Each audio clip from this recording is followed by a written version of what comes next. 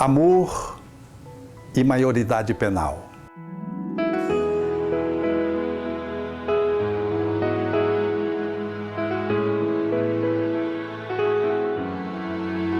A maioridade penal é uma temática amplamente discutida no nosso país e diz respeito aos brasileiros e àqueles que habitam o nosso planeta Terra.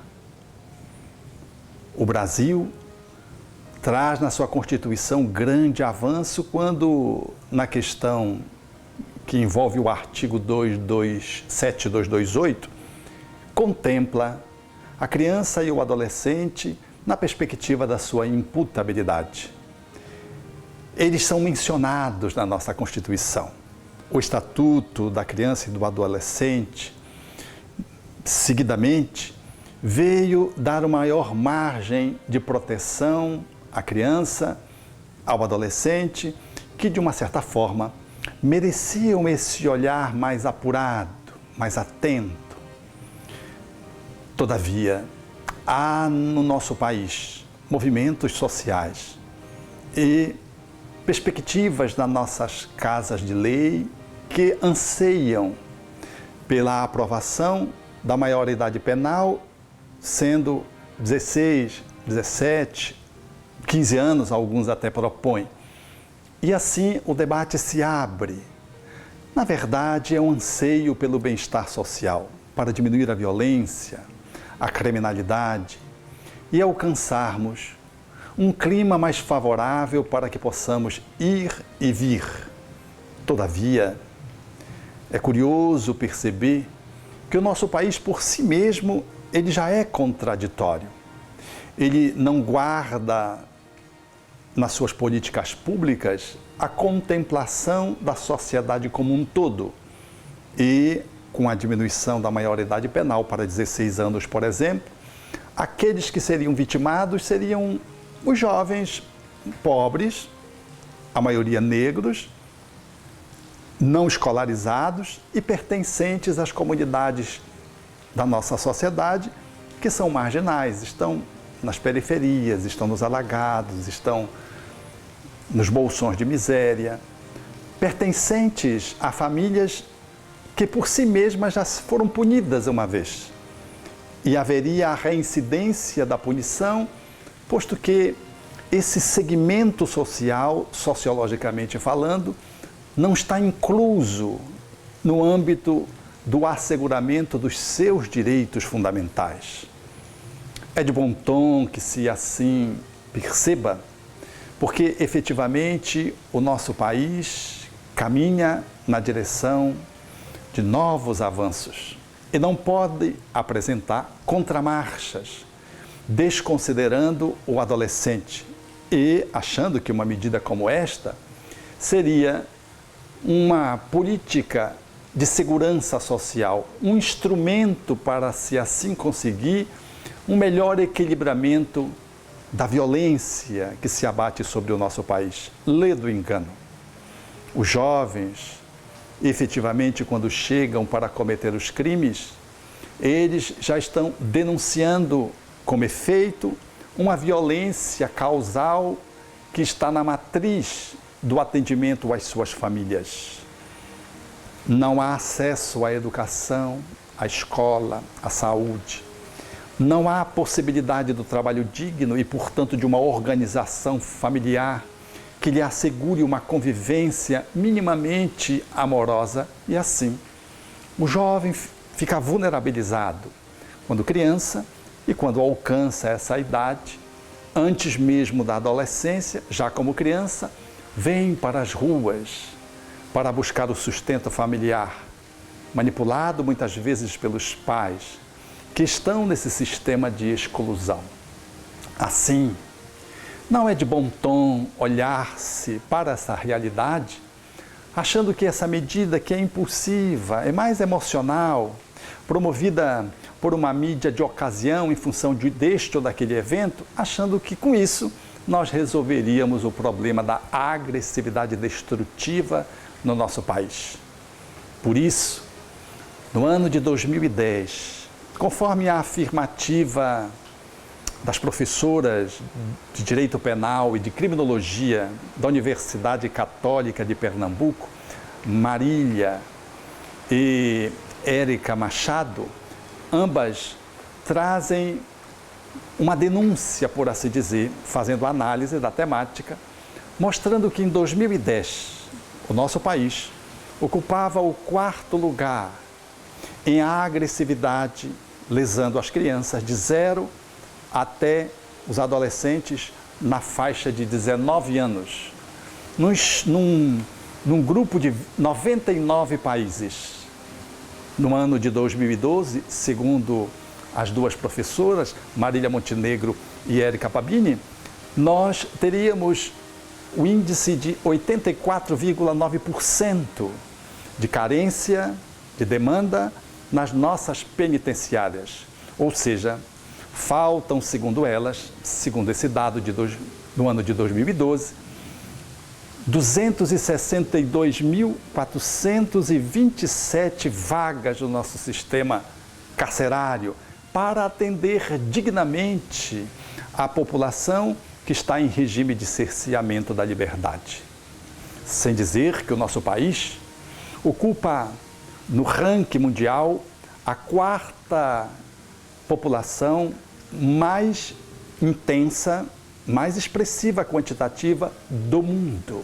Portanto, nós temos mais de 500 mil detentos na nossa nação brasileira. Ora, diminuir esse score de idade para penalizar os adolescentes é aumentar o número de detentos, que já, por si mesmo, apresenta-se como falência da nossa política pública carcerária no atendimento àqueles que já são cerceados. Mais do que isso, é bom que se entenda que os jovens são, em número de 24 milhões, eles são responsáveis por menos de 1% dos crimes cometidos. E desses crimes, a maioria deles são roubos, tráfico, envolvimento com tráfico. Não são, portanto, crimes graves. Todavia, se fizermos esse rebaixamento da idade, nós ficaríamos pensando como que seria a médio e longo prazo as consequências dessa legislação ser aprovada. Isso nós não conseguimos avaliar de uma forma muito precisa quando estamos ao sabor da emoção. Mas o que aconteceria se não vejamos, segundo os estudos desses que se debruçam sobre a questão, para avaliar as consequências de uma legislação que às vezes é extremamente precoce do ponto de vista da sua legalidade, da sua aprovação, e é estritamente punitiva. Vejamos as consequências.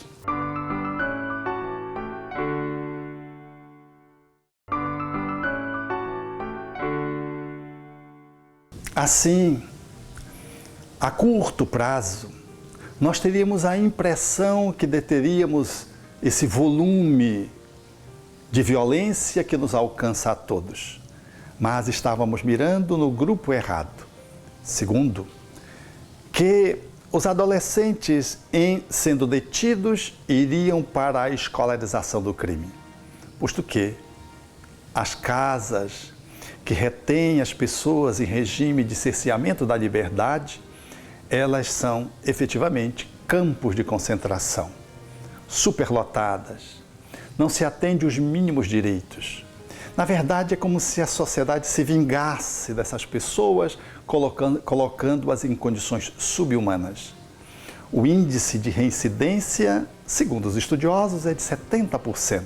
Imagine o jovem entrando para essa cultura de criminalidade.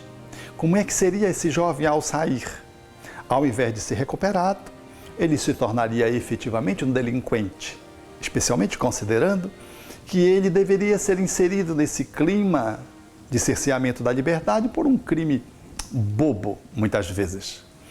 Tem-se a impressão de que se lava as mãos e de que se aprova as atitudes incorretas dos jovens que andam pelas ruas e cometem os crimes absolutamente.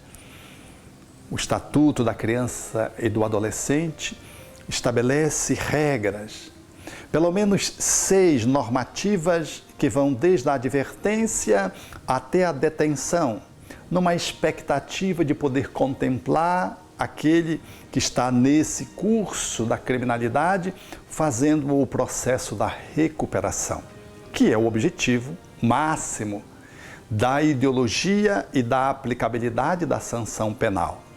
Todavia, em lançando o jovem para a penitenciária, seria pura e simplesmente um castigo. Se já o é para os adultos, para o adolescente, pior ainda. E por que pior? Porque o adolescente está em fase de formação.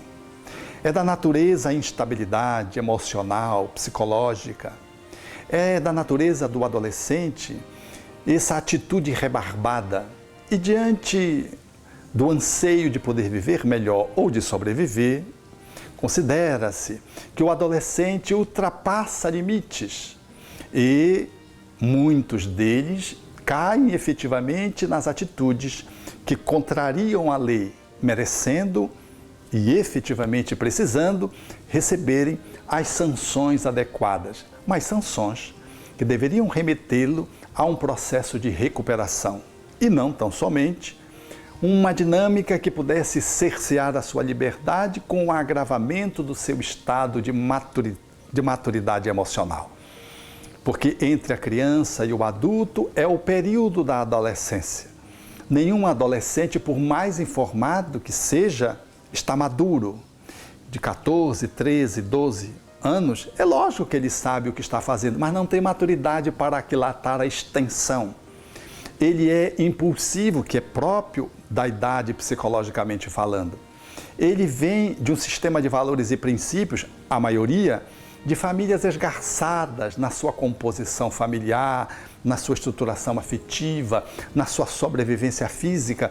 Então, eles vêm feridos e, trazendo esses ingredientes, ficam mais acirrados ainda a sua atitude intempestiva e de transgressão, merecendo, portanto, um Estado que dê conta de não ser apenas tutor como era antes da Constituição, mas ser um espaço que assegure os seus direitos fundamentais, porque são sujeitos, são cidadãos que mereceriam ter as suas necessidades fundamentais atendidas. A proposta espírita, nesse olhar, ela se inclina para poder trazer a reencarnação como um elemento fundamental na compreensão da adolescência. A criança é o espírito que renasce. E quando ele vive a adolescência, Allan Kardec contemplou na questão 385 essa indagação da mudança que o espírito experimenta nessa transição da criança até a idade adulta. E é compreensível, portanto, que o espírito vivenciando a adolescência, ele viva o conflito entre aquilo que ele traz reencarnatoriamente, inatamente, e aquilo que ele recebeu da sociedade, notadamente da família. Ora, aqueles que margeiam a sociedade, que vive às expensas do biscate, que são a movimentação dos seus pais, que absolutamente não têm empregos, têm subempregos, famílias que às vezes têm um elemento que normalmente é a mãe, é natural que esses espíritos não tenham o aconchego de um lar que lhe dê sustentação para essa transição e a maturação de valores e princípios asseguradores de um amadurecimento adequado para chegar à idade adulta. Assim, esse movimento de transformação psicológica, física, social, é também espiritual, segundo os espíritos. E isso deixa o adolescente ainda mais vulnerável, que por mais informações que tenha, ele não conseguiu ainda e não consegue ainda estabelecer isso como um aprendizado já efetivo, que lhe assegure uma maturidade psicoemocional e moral, que lhe dê ensejo de agir eticamente dentro da sociedade na qual ele está inserido. Por isso, o olhar do Espiritismo, quando contempla o combate à violência, ele se distancia da diminuição da maioridade penal por compreender de que a criança e o adolescente são sujeitos, espíritos reencarnados, que merecem o asseguramento básico de todas as suas necessidades fundamentais enquanto cidadãos, para atender, em sendo atendidos os seus direitos, eles possam elaborar a construção de um psiquismo saudável, a fim de que chegue na idade madura em condições de poder experimentar o homem de bem. Desse modo, a nossa estratégia, quando olhamos para a criança e para o adolescente, ela deve estar numa perspectiva de solução que não passa pela punição ou estritamente pela punição, como se entrevê nessa proposta de lei que hoje circula no nosso país. Qual é então esse encaminhamento? Qual é a proposta que o Espiritismo apresenta como solução para a violência e para o atendimento do jovem, da criança, que manifesta uma agressividade destrutiva? Vejamos.